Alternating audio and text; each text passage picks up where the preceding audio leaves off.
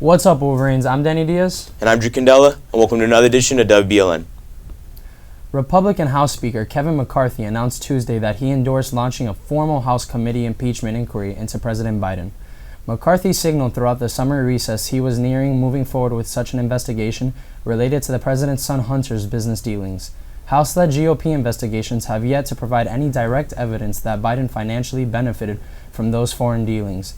Republicans hope a formal inquiry will give them more investigative tools to dig for the wrongdoing on the part of the president. A White House spokesman called McCarthy's move, quote, extreme politics at its worst. North Korean leader Kim Jong-un traveled to meet Russian President Vladimir Putin.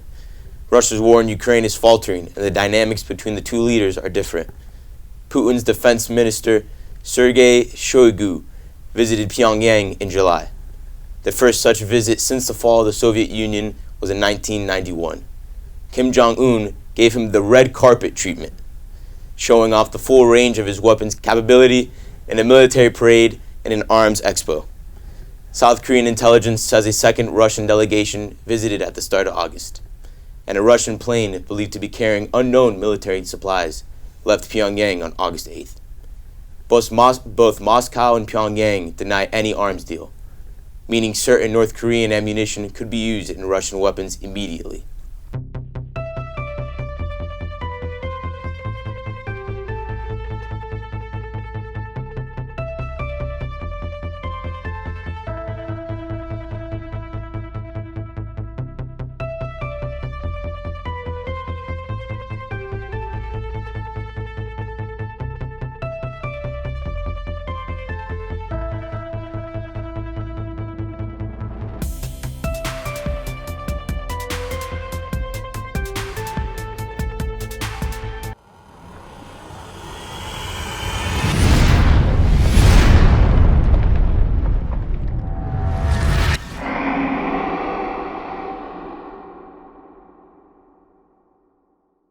What's up, Wolverines? I'm Tyler James, and here's your sports for today.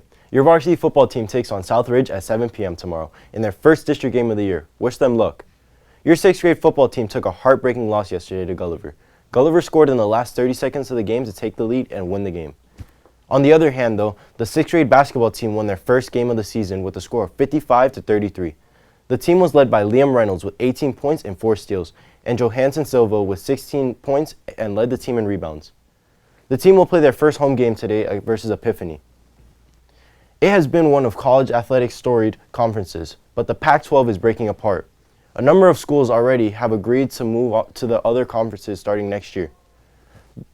That would leave Washington State and Oregon State. The two schools took legal action last Friday against the conference and its commissioners. They want to determine the conference's future.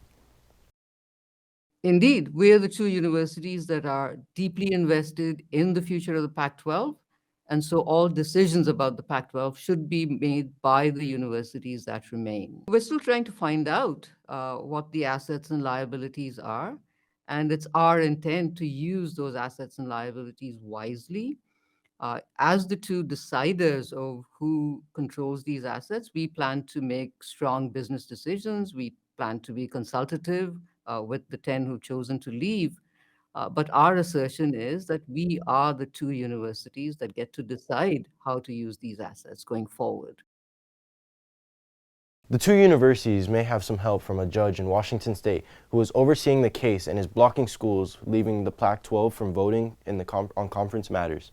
The temporary restraining order of Whitman County is a win for Washington State University and Oregon State. They argue the 10 schools leaving the College Sports Association have an incentive to dissolve its 4 assets, so they don't want those institutions voting at the board meeting today.